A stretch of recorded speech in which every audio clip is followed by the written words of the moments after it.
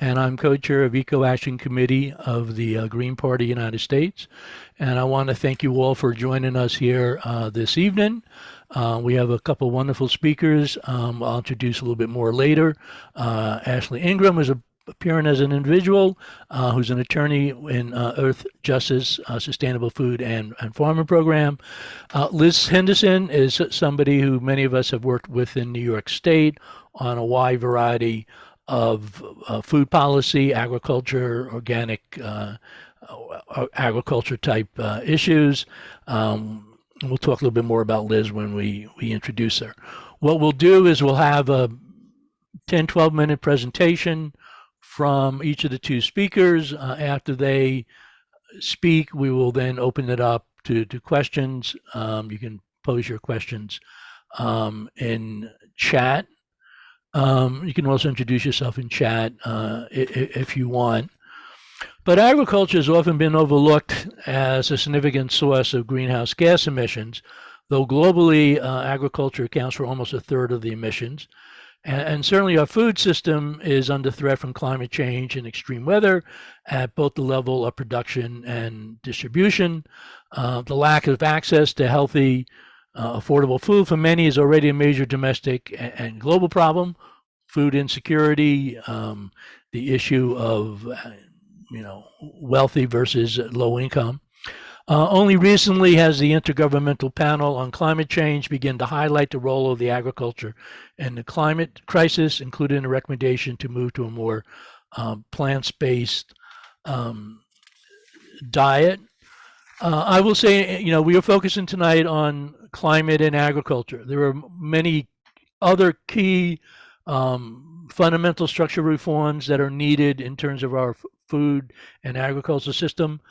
My guess is our speakers will sneak a few of those in, but we're talking about doing a follow-up forum on agriculture going into more of the restructuring of the agricultural system. So this is really heavily focused on the issue of climate change and the impact upon agriculture.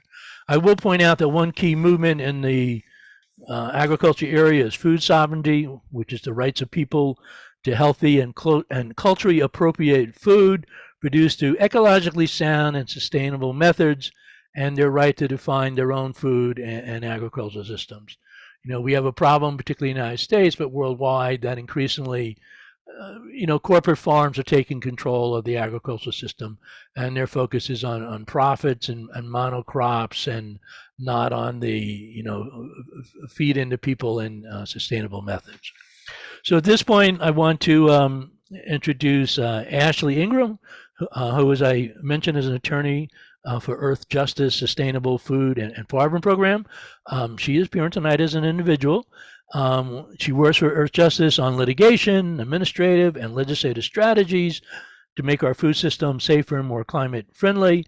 Ashley will talk about how our industrial agriculture system is driving climate change, how climate change harms agriculture, and some potential solutions. Ashley. Hello, everyone. Just a minute while I try to share my screen.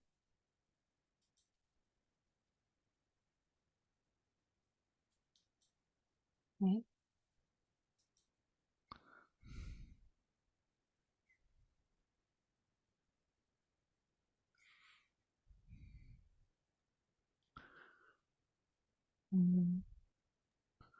Sometimes I think going a new slide can get you at the beginning, or if you hit slideshow. It looks like you successfully are sharing your screen. Yes. No, I just have to start the slideshow. Do the pull down menu in the slideshow. At the top, go over to slideshow. You're about 5, 6 over. 1, 2. Insert, drawer, design, transitions, animation, slideshow. I apologize. I'm just having trouble because the Zoom buttons are blocking my view of the. Okay. Well, if you can't figure it out, we'll just share it and people can see it. Okay. Just one moment.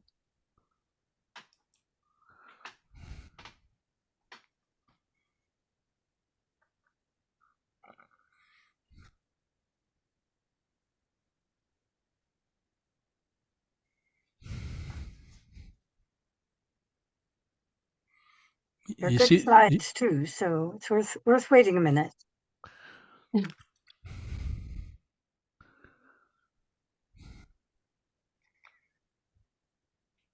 Okay, thank you for your patience. So hello, everyone. Thank you for having me this evening. As was mentioned, I'm an attorney at Earth Justice, and I work on our Sustainable Food and Farming program. And tonight I'm talking to you about climate change and agriculture. So I guess as we get started, I think when we picture greenhouse gas emissions or the sources of climate change, we usually think of a smokestack or possibly the tailpipe of a car. But the title of this presentation, Cows, Corn, and Crop, suggests that there's a lot of agricultural sources that we need to think about to solve this climate problem that we have as well.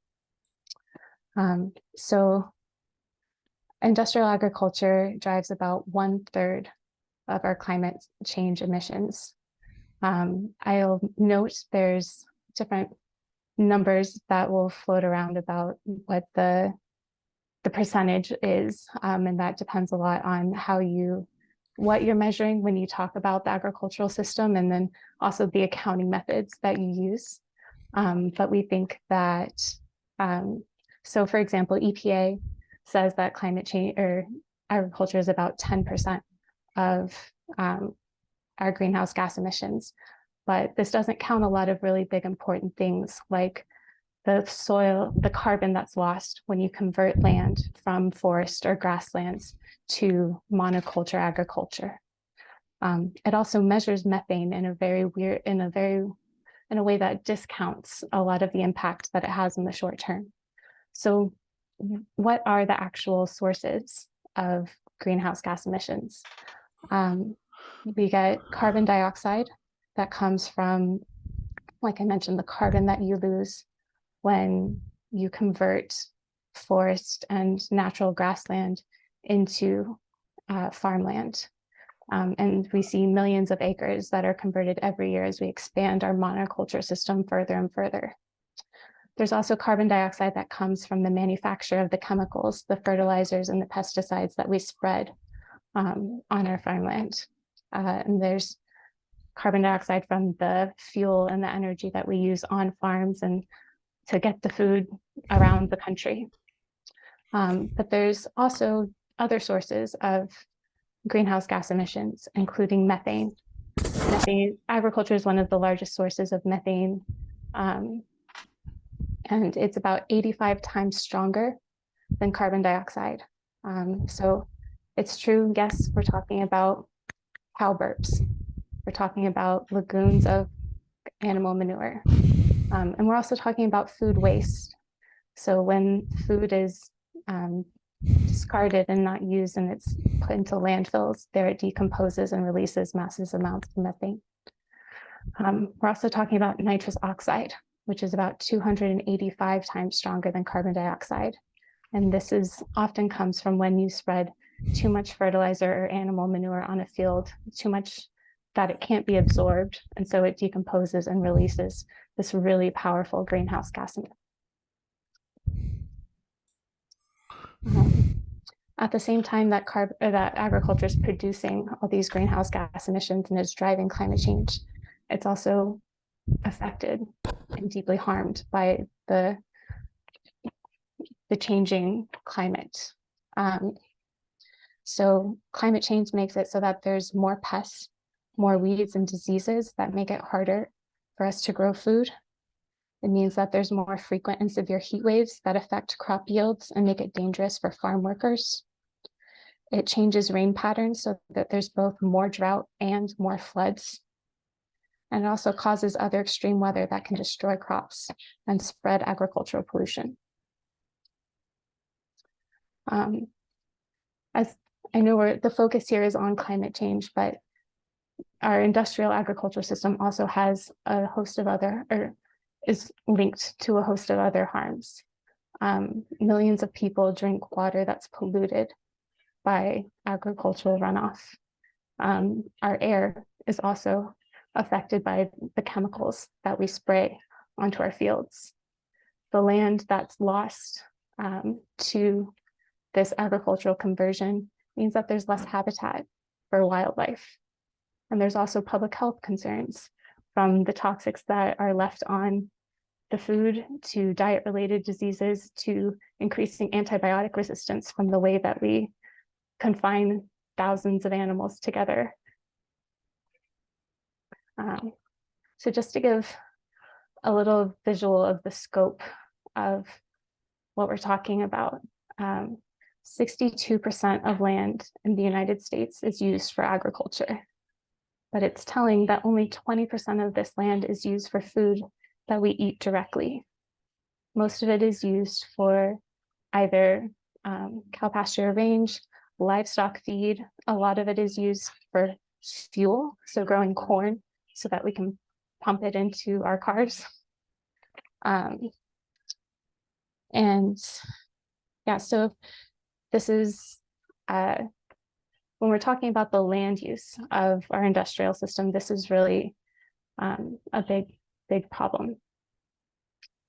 So I think the story that we're told and that we usually have in our head is of an idyllic family farm, but that's increasingly not the story of where our food actually does come from.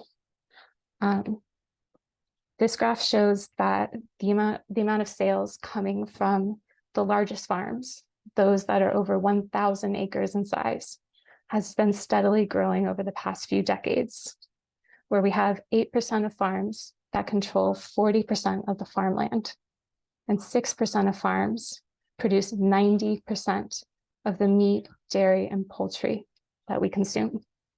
And so we see this issue of consolidation and just the mass industrialization of our agriculture system. And I think that that is both at the heart of some of the problems that we see and some of the solutions that we're hoping to target these largest farms, so that we can make it so that the smaller farms can compete. The good news is that the current system that we have is not the only option. It's profoundly shaped by policy, both at the federal level through the Farm Bill and through different environmental statutes that make it so that our laws that apply for clean air and clean water don't apply to these industrial animal operations. But also at the state and local level, you see it all the way through. So there's evidence that we do not need to use this monoculture, heavily chemical dependent system in order to feed the world.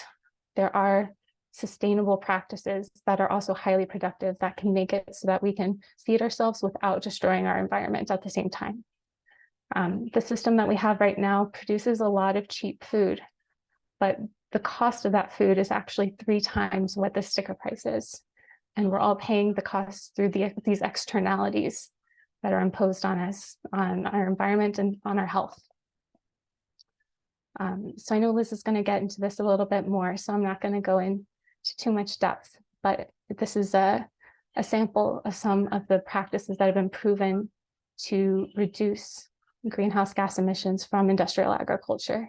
So the picture just showed on the right, or picture on the left, shows the root system that comes from perennial crops compared to crops that are harvested every year. And you can see that the root system is much deeper and more extensive, and this can store more carbon in the soil. And so it's this kind of thinking of how we can actually use our natural system to store carbon and regenerate it, that can help us think through what opportunities there are. And thinking about why this is important. So these different systems that can be used to make carbon, or to store carbon into the soil, can actually reduce the emissions that we see from animal agriculture to such an extent that it's possible that through a combination that agriculture could be a carbon sink. So it could take more carbon out of the atmosphere than it puts out.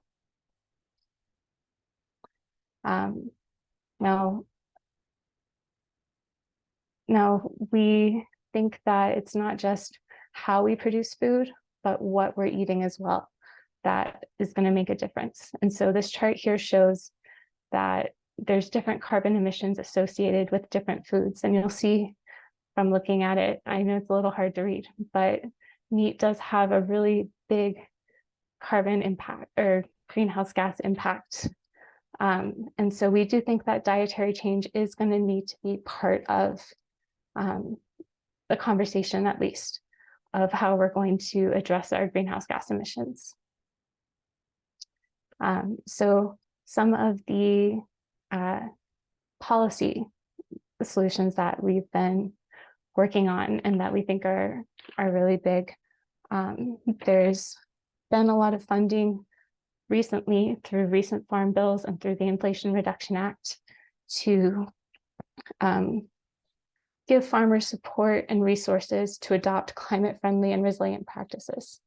Now, we need to do a lot of work to make sure that this money is actually spent on practices that do have a climate impact, and they're not just going to some of the biggest groups that have clout to draw in the money and use it however they want. So we need to make sure that there's focused and transparent spending on these. We also need increased funding and research and development into understanding what are the best climate practices, because they're going to vary all over the country based on the locality of the farm, based on a lot of different circumstances. So we need to make sure we're investing and actually understanding what's going on and what can help. In terms of our energy policy, right now, the EPA just released its renewable fuel standard. And this is something that we think is important to pay attention to, because it was designed with this goal of being a climate solution, of replacing petroleum with this renewable fuel source. But unfortunately, the technology hasn't advanced so that it actually is climate friendly. And instead, we're having to grow more and more corn and convert more and more land in order to keep fueling our cars. And that's actually hurting the climate more than it's helping. It's worse than the petroleum used directly. So we're thinking that we need to work on the renewable fuel standard and also help farms transition to renewable energy and use themselves. And lastly, we need to make sure that industrial agriculture has to account for the water and the air pollution that it produces, and while also making it easier for farms to adopt climate-friendly practices like management-intensive grazing. So I think that's all that I have for now, but thank you for your time. I really appreciate it. Thank you, Ashley. And we'll come back, and Ashley will be available to answer questions after Liz presents. Ashley did mention, the Farm Bill. I know Liz will go into more detail about that. But actually, for 3 decades, I ran a group called the Hunger Action Network of New York State. And for many years, I was one of the lead people in New York State around the Farm Bill, because half the Farm Bill goes to what's now SNAP, used to be food stamps, and then the other half goes towards structuring our agricultural system. And unfortunately, it was very much, let's support the industrial agriculture, particularly the 5 commodities, very little, minimal support for fruits and vegetables. But I met Liz many, many years ago. She's really the godmother of the community supported agriculture movement in New York State and probably Northeast United States, where basically families, households buy a share of the crops that the local farmer grows, sort of direct consumer to farmer. And that's been quite successful. She's author of a seminal work in CSA farming called Sharon Harvest. She also serves as a board member of NOFA and the Agricultural Justice Project. She'll talk about how the conventional estimates of ag's contribution to greenhouse gas emission usually overlook the production, transport, and use of synthetic nitrogen fertilizer. Saw a lot of comments, we don't like fertilizers, nitrogen fertilizers, cathodes, methane, and anaerobic digesters, and the soil health work that NOFA is doing together with other farm organizations around the country. And then she'll end with the NOFA Farm Bill platform. So Liz, take it away. Good evening, everybody. Allow me to share my screen. Let's see, here it is.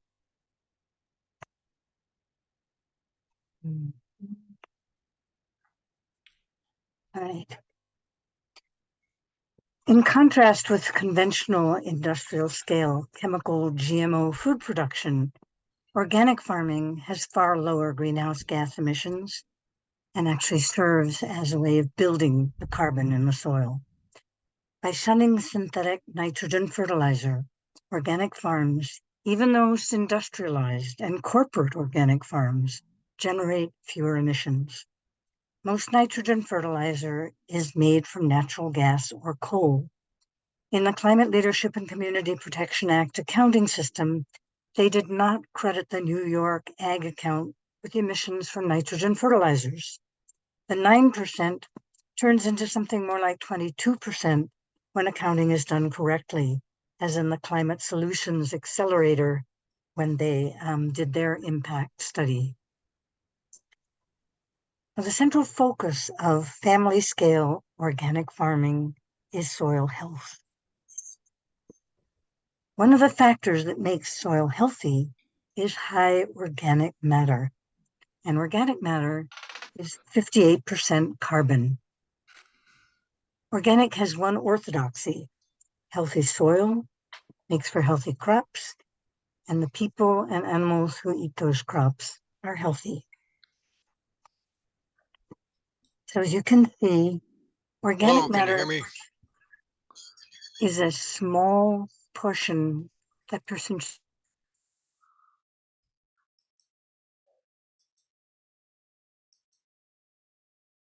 Elizabeth, can you unmute yourself? Go ahead. I did, thank you. Yeah. Organic matter is a small portion of the soil, but it's a very important portion of it.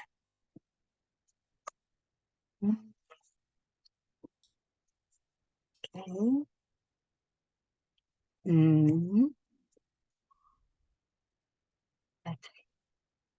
Why does it not want to go?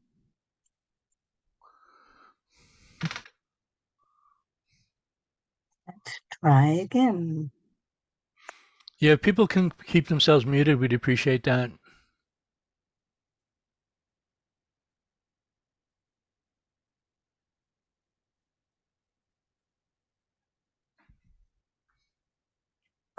Okay, great.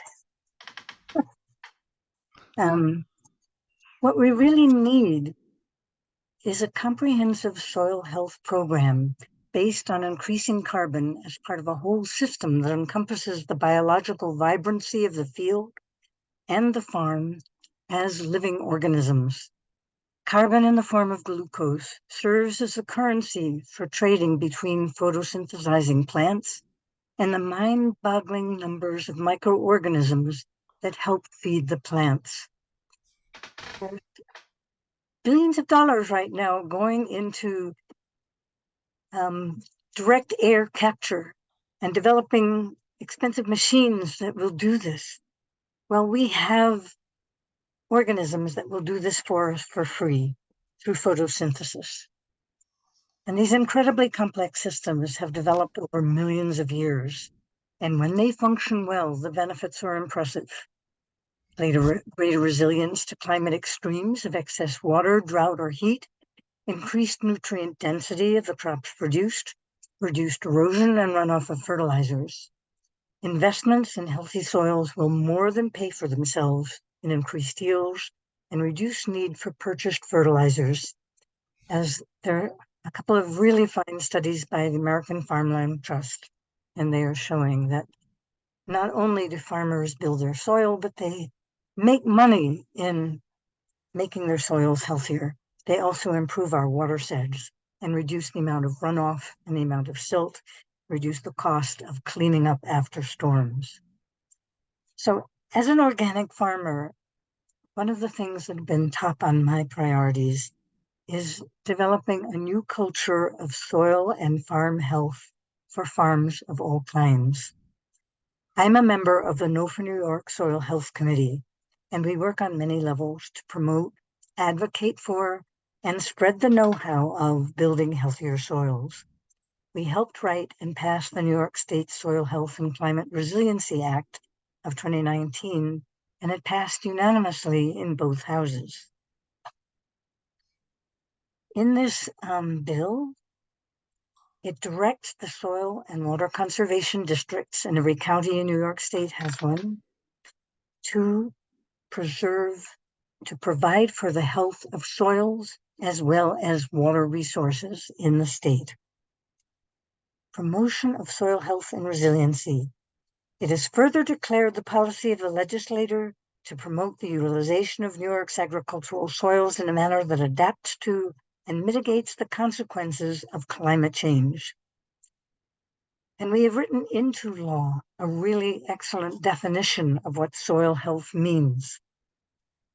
Soil health means soils that enhance their continuing capacity to function as a vital living biological system, increase soil organic matter, improve soil structure and water nutrient holding capacity and nutrient cycling, and result in net long-term greenhouse gas benefits. Healthy soils host a diversity of biological organisms, grow vigorous crops, enhance agricultural resilience, including crop and livestock ability to tolerate and recover from drought, temperature extremes, pests, and other stresses, and help regulate the global climate by increasing soil carbon and soil organic matter and retaining and cycling nutrients, especially nitrogen and phosphorus.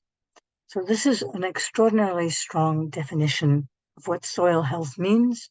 And by paying attention to this and realizing that this is one of the basic functions now in which our Department of Agriculture and Markets and the Soil and Water Conservation Districts are charged with, that we can make sure that they fulfill this. NOFA is part of a national multi-state soil health policy network with invaluable support from a man named Stephen Kennedy, who is really the national soil health guardian. And this is what he reports. The 25 states have now passed healthy soils legislation. So there's really momentum building. And 26 states include 52.5% of the population. So it's really a large part of the country where soil health is becoming an important part of what people are doing in agriculture all over the country, and that can make a contribution to mitigating climate change. NOFA has been very active in the Farm Bill. We've gone through an extensive process of listening to our members, to organic farmers and gardeners and researchers and conscious eaters all over the Northeast and in Maine as well. And we've come together to identify our region's greatest farming and food system needs and the policies that can address these.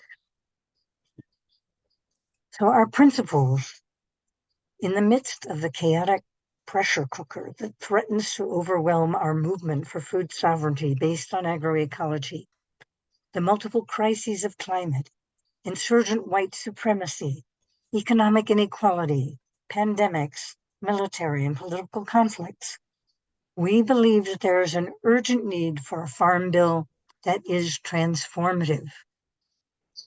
Here, let's let this new person in too. A farm bill that will set in motion the transition from a system of farming and food that exploits people, land, and animals, and is guided by profit and competition. These principles came together with input from farmers and people all over the Northeast. We want a farm bill that invests in and protects the integrity of organic and agroecological practices as a core solution to our climate and biological crises, that ensures fair treatment and just livelihoods for farmers and workers throughout the food and farming system, that invests in rural communities, increases fairness and resilience of local and regional supply chains, and breaks up consolidation in agriculture, that centers racial justice across all programs and repairs past and ongoing racialized harm, that promotes food sovereignty for disadvantaged communities and ensures nutrition security for all. And finally, that eliminates the use of toxic substances on farmland and in our food system while supporting a just transition for farmers.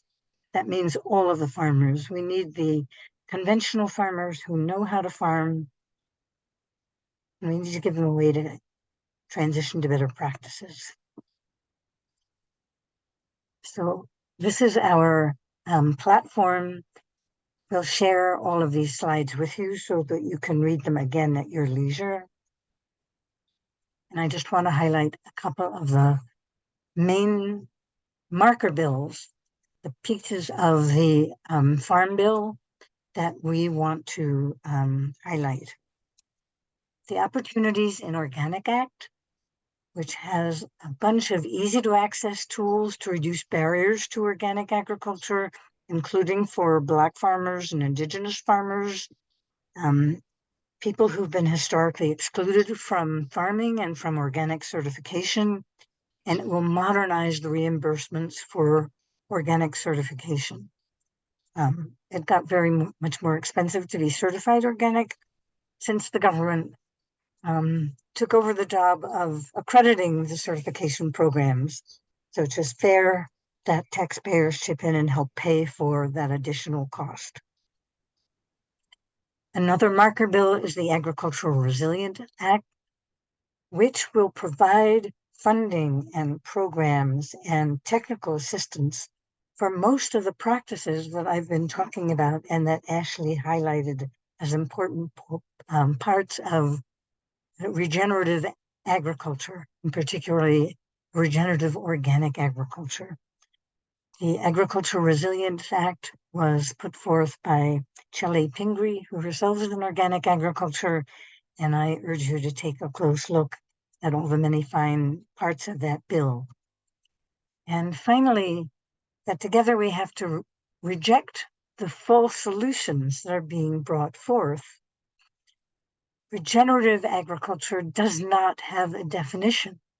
So you hear companies like General Mills, Tyson, etc., talking about creating 1 million acres by next year of regenerative agriculture.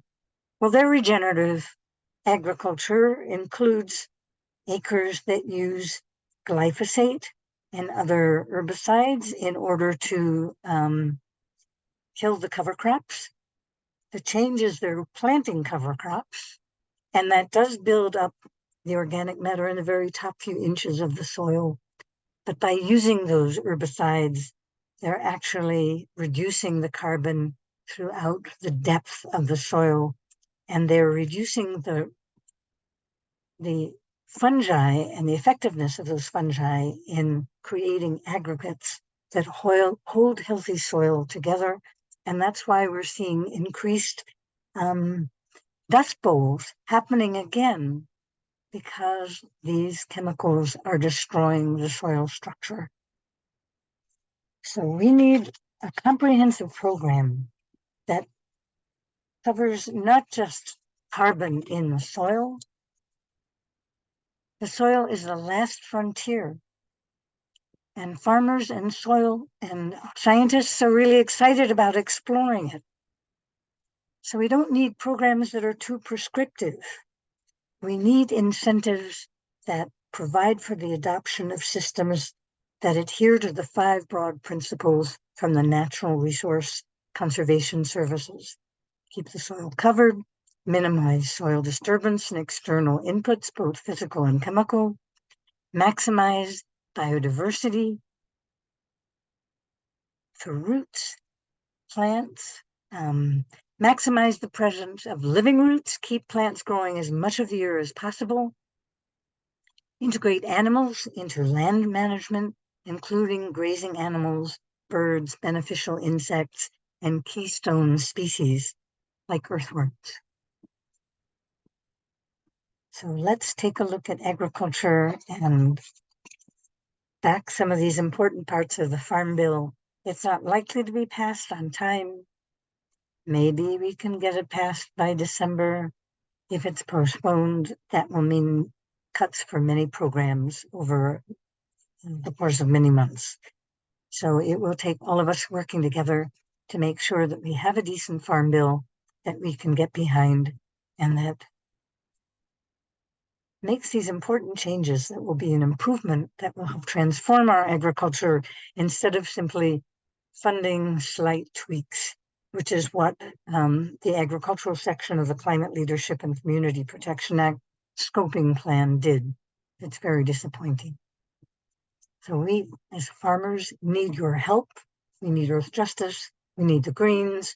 We need a really big coalition that understands that we can take the power away from the Farm Bureau to dictate what kind of food and agriculture we have. So thank you for your attention. I'll stop sharing and we can answer questions.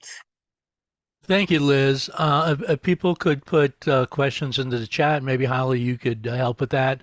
I do see one of our EcoAction members from Connecticut has raised his hand. We'll give Justin the floor here. Oh, thank you, Mark. Thank you both for excellent presentations. I wanted to kind of offer my thoughts, if I could just take a minute to do that.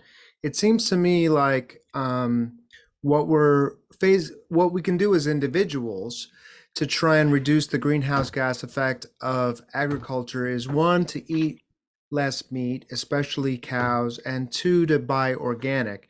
And let me summarize my understanding of why those are important. First of all, I used to hear about half of the crops we grow are fed to livestock. I don't know if that's about still a roughly an accurate figure, but you showed in the beginning, Ashley, that only 20% of our agriculture is being eaten by us. And so a lot of it is being eaten by livestock, right? Yes, that's true. So when we eat less meat, not only is there less methane from the cow burps and things like that, but we'd only have to grow about half the food, and all that land could be reclaimed by nature, which is probably an even better way of trapping greenhouse gases than there's better forms of agriculture, but then there's like reclaiming of all that land by nature, which I think, does that sound reasonable, would be even more of a better way capture of greenhouse gases? Well, I suggest that you read Kimmerer's book, because what white people imagine as nature was actually a carefully cared for landscape. It wasn't just growing without any participation by human beings. So I think you need to try to understand that a little better. And from the perspective of farmers around the world and in this country, livestock are an important part of our farming and our recycling of nutrients. So eating less meat doesn't necessarily mean you shouldn't eat any meat. And there's a huge difference in the climate impact of meat that's grown in agroecological family scale farms and in CAFOs, in the large industrialized operations that are the producers of most of methane. Yes, thank you. Yes, there's certainly a difference. The way we're doing it now is I read about livestock are responsible for 14% of greenhouse gas emissions. And certainly there's a balance between eating no meat and eating the large amounts of meat that Americans eat. but it seems like eating less meat is a very powerful thing that we can do as individuals to reduce greenhouse gas emissions. And then just because, also because partly because of all that land that's being used to grow crops and then just fed to livestock, when that land could be used that land use is a big part of the greenhouse gas footprint there. The other thing I wanted to talk about is fertilizer. So my understanding is that we are about 80% of the nitrogen in our bodies is captured from the air by a chemical process called the Haber-Bosch process. The population of Earth was about 1.6 billion at the turn of the 20th century and is now about 7 or 8 billion. And largely that's been possible because we learned that under high heat, you could capture nitrogen from the air. So when we choose to eat organically, is that correct that we're no longer buying crops that use that synthetic fertilizer? That's correct. Okay, so Organic farms do not use synthetic nitrogen fertilizer, and it isn't captured from the air. Synthetic nitrogen fertilizer is a natural gas or even coal derivative. oh, that's even worse in some way. I thought it was, so my misunderstanding of the It does Haber. not come directly from the air. Okay, so are you familiar with the Haber-Bosch process? That's right. It's an industrial process that creates ammonia and nitrogen fertilizer. Okay, so I was wrong. I'll look into it more, but a quick bit of research showed me that the Haber-Bosch process alone, which we use to make nitrogen for crops, is responsible for 1% of greenhouse gas emissions. So by choosing to eat organically, we are we're having some effect on reducing greenhouse gas emissions. And then my final thought is I just wanted to say, these are great things we can do as individuals, but we need to transform people's behaviors as a society. And to me, that means we need to, I don't know if we're subsidizing livestock production, but that needs to stop. And we should probably be taxing it, make it less. We need to stop. It's killing, the planet is really beyond in trouble at this point. We have to take serious action. And the other thing is to tax fertilizer. And I advocate for a carbon tax that would affect the cost of making that fertilizer because it's so fossil fuel dependent to make all that fertilizer. But we could even just tax fertilizer itself, and that's not even a carbon tax. That's just a fertilizer tax. So those are my two policy prescriptions based on everything I understand and what you guys have said. And thank you. I think Tracy Frisch wants to say something. Hang on. Please call on Tracy. I'm going to jump in. Actually, we've got a huge number of, Mark, you are muted. I see Tracy Frisch, Celeste Etzhagen, but also there are a number of them. Paul Fleisberg has several. Yeah, I'm just going to point out we have about 20 minutes, so we cannot take questions and answers where the question goes 6-7 minutes. So try to keep your questions or comments to 1 minute so that we can give our guests an opportunity to respond. Can I just mention too, you've got Maureen Doyle, Brian McDonough, Nora Privatera, Rachel Broughton, David Schwartzman. Yes, if people want to post written questions, because some of them may be overlapping, but yes. we need to move along quicker. Okay, so are you giving me permission to speak? Okay, thanks. I will try and be quick. I appreciate both of your presentations. Hi, Ashley and Liz. We've not met Ashley, but we've communicated on Earth Justice stuff. I just want to say animals are part of agriculture. Animals are part of nature, and there were probably the equivalent in terms of large herbivores like bison and such before, way before the colonization of North America by Europeans. And we continue to demonize cows as if they're causing climate change, and it is insane. I don't think we can fix. Regenerative agriculture can have a big contribution towards healing the planet and regaining biodiversity. And it's a biodiversity question as much as a carbon question. It's a water cycle question. It's a nutrient cycle question. We have to look at it in all its complexity and not in simplistic carbon only terms. Vegans create a lot of problem. I mean, row crops cause a lot of carbon emissions and do not produce diversity. And so I would just ask people to learn a little bit about, the reason we have deep soil in the Great Plains is because Tracy, the question's supposed to be for a minute. Okay, well, I'll just shut up then. But I just want to say one thing about the soil health program in New York. It's good that we have a soil health program, but it's limited because they won't address pesticides. And if you have fungicides, you're not going to have soil aggregates because they're going to destroy the mycorrhizal fungi. So we have to work for a more holistic approach. And the elephant in the room is chemicals. Okay, Liz or Ashley, you want to respond? Yes, I'd like to say that it's really urgent that the people who are on this call contact Governor Hochul and ask her to sign the Birds and Bees Act. That is starting to limit the use of the chemicals that Tracy was referring to. We've been unable to do this in New York because of the power of the Farm Bureau.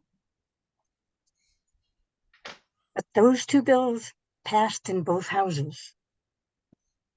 If we can get the governor to sign those bills, that will be the beginning of limiting fungicides and some of the other chemicals that are so detrimental to soil health.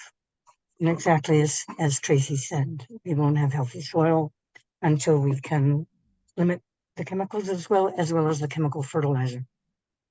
Ashley, you want to add anything? I would add support for Eliz's call to action. I think the Birds and Bees Protection Act is a critical bill that we're hoping to get the governor to sign, but it is facing a lot of opposition. And so if you are in New York and can lend your voice to that effort, it would be really impactful. Oh, yeah, somebody else next? There are a number of people. Let's see. I don't know if Celeste spoke yet, but David Schwartzman, what would encourage the coming generation? We had a question recurring with generative agriculture. Okay. So David, 1 minute. Yeah, 1 minute. Thank you, both of you, for really terrific presentations. I'd love to have the copies. So my comment is, yes, regenerative agriculture, agroecologies are absolutely necessary, but they must be coupled with termination of fossil fuel consumption too. And I want to mention biodiversity for a livable climate supports regenerative agriculture, but is silent on the imperative to terminate fossil fuel consumption. So I suspect it's greenwashing. And unless you couple both, we'll be in big trouble. What's your comment? Thank you. Go ahead. I would say that we definitely need action on all sides of this climate problem. I think agriculture is often overlooked as part of the climate issue, and so drawing attention to that is important. But that does not mean that we do not simultaneously need to take action on our fossil fuel use as well. I agree. Next question. Paul Gilman also has his hand up too. I guess I was supposed to say something. I'm sorry. I'm Celeste, and I didn't get a chance to speak. Is it my turn, or sorry? I think I accidentally took my. There we go. Video off. Is it my turn, or hello? Might as well be. Okay. I just wanted to ask. Since the overproduction of commodity crops is at the root of a lot of this, and that the original Farm Bill had robust supply management programs that not only controlled this, but also improved soil health and the environment, because the overproduction of commodities, as we know, is very, very degradative. And So I was wondering if there has been any other movement to try to reintroduce some of these programs that would not only pay farmers a fair wage for their crops, so they don't have to overproduce, and that covers their cost of production and allows them to invest in their farms, and takes the burden of subsidizing cheap commodity crops off the taxpayer, and controls this environmentally destructive system of overproduction of commodities. So I know that Ro Khanna's office was considering introducing a marker bill, but are you aware anyone of any other effort to try to reintroduce some of these modernized programs of supply management parity programs that were part of the first Farm Bill? I've been very involved with the Disparity to Parity project. If you go to that website, you will see the whole history of parity and a whole series of proposals from farmers like myself who grow vegetables, grain farmers, farmers of color, how to create a parity system with supply management and conservation that's appropriate for the 21st century and doesn't have the weaknesses that the original parity program had, which just exacerbated racist capitalism and allowed the large farmers in the South to because it favored sharecroppers off. Yeah, right. So the National Family Farm Coalition has as its centerpiece milk from family dairies, which is a parity system for dairy farms. But it hasn't been introduced, I think. So I was wondering, has that? It is being introduced very soon. Yes, that will be introduced. Yeah, I just wanted to point out that these issues have been debated for decades. And the problem is that the corporate, industrial, agricultural lobbyists have much more power within Congress and the state legislature than, the sustainable food and agriculture advocates. This is a political problem. This is not a problem that there have not been people who have been articulating alternative approaches.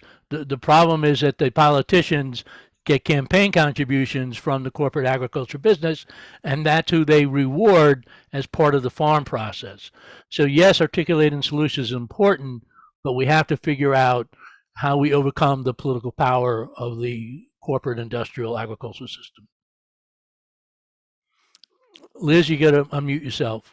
Yeah, I agree with you completely, Mark. But while we are building that power, we have to also develop the program that we want to put in place. And that program has to be one of parity with supply management and mandatory conservation. Next question, Holly.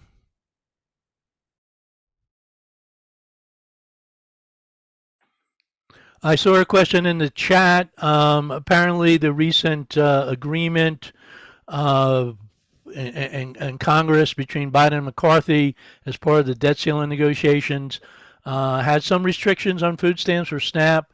Can they be changed as part of the negotiations over the Farm Bill?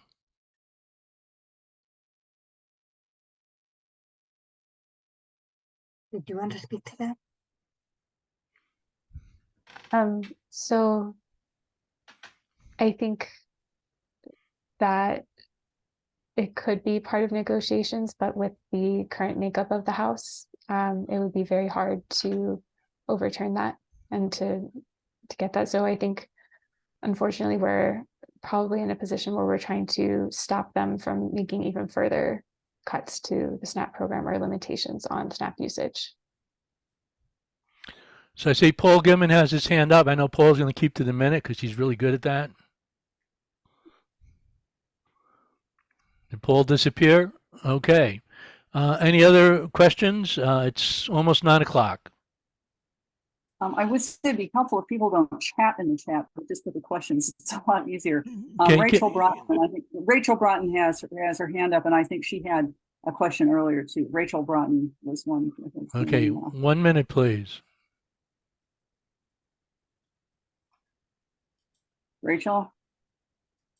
You have to unmute. Okay, sorry. I thought, anyway, how does one get started? Farming, I feel like there's a big investment that's needed to start. Even if someone wants to do a small scale, low tech style, are there, I don't know, subsidies or grants or something out there to help someone purchase land, seeds, equipment? There are some programs in New York State to help people get started. There's a tremendous network across the country to help people learn to get the skills to farm. And going to conferences like the NOFA conferences, you can learn from your peers, get to know other people, form cooperative groups, which is the best way to get started farming, not on your own. Yes, there is help out there. And there actually now is funding for people who are just getting started farming, but you need to have some skills first. You can't expect people, anyone to fund, someone who's, okay, I just woke up this morning and I want to farm. You have to give some evidence that you're dedicated to learning how to do it and that you're part of the networks that will support you in getting the skills and developing the markets that you need. Jamal is asking how to publicize and other politicians that are working toward this. I would say Rachel's in Minnesota. She probably knows what she's doing. Well, one thing I'll also mention, I know a lot of my friends in the Capital District, New York, know how to do agriculture and they want to start farms, and the problem is access to land. I mean, there are definitely many other problems, but land is pretty expensive in a lot of places, especially closer to the urban areas. Paul, you're going to have probably the last question. I bet you're going to ask about hemp or something.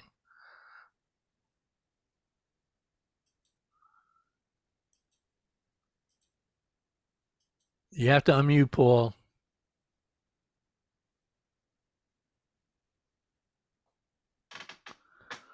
Paul, we can't hear you because you haven't unmuted. I would mention was it Philip Brown, had an interesting school program that he had developed. You can find that in the chat. Paul, you want to write your question because you can't figure out how to unmute yourself? He asked earlier in the chat for someone to unmute him. Okay, I'm going to try to unmute him. Unmute. Ask to unmute. Yeah, I asked him that already. Okay, Paul, you'll just have to write the question. Huh, that's weird.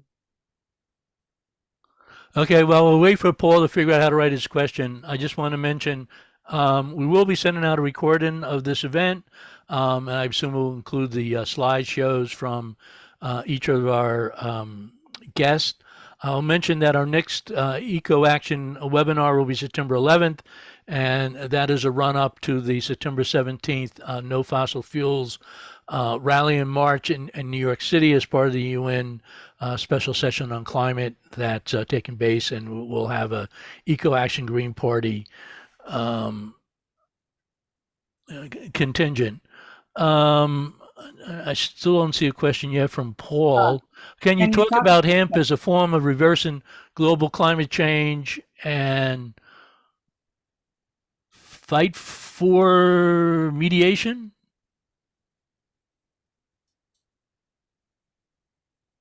Phytoremediation.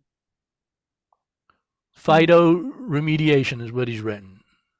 Well, talk about hemp as a form of reversing global climate change. So I'll admit, Paul, I don't have much familiarity with hemp. So I don't know, Liz, if you have anything. Hemp is a great crop. It's good that we're finally growing more of it, that it's allowed. We have Hempstead, Long Island. It's a traditional American crop. Like any other silver bullet, doesn't work all by itself. You need to have a comprehensive approach, and we need to build a big enough coalition of farmers, of people who care about good food, the Greens, the religious community, the labor movement, in order to take the power over calling the shots ourselves in the food system instead of leaving it in the hands of those who are entrenched in chemical agriculture. I just want to clarify in case there's any confusion. Our event is on Monday, September 11th, about the fossil fuel rally. The fossil fuel rally itself is on Sunday, September 17th. Elizabeth, Ashley, you have any closing remarks you'd like to share with us?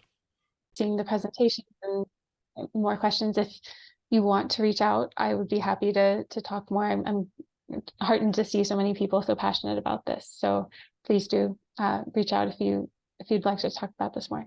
If it's okay, we'll include both your emails in the follow-up to the meeting. Sure. Okay. Liz, do you have any final questions, comments?